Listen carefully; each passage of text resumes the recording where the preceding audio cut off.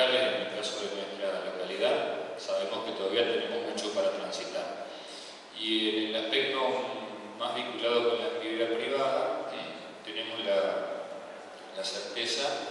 de que toda la producción industrial genera efluentes, pero también estamos convencidos que hay empresarios,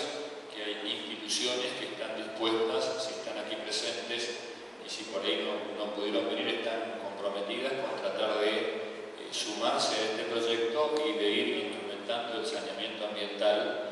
porque hoy es el 2011, el tiempo pasa, nosotros estamos hoy, nos toca actuar con responsabilidad hoy, pero más adelante vienen nuestros hijos y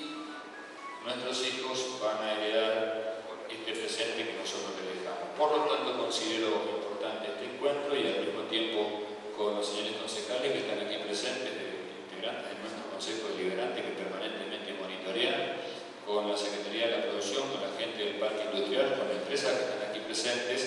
de nuestra jurisdicción. Estamos convencidos que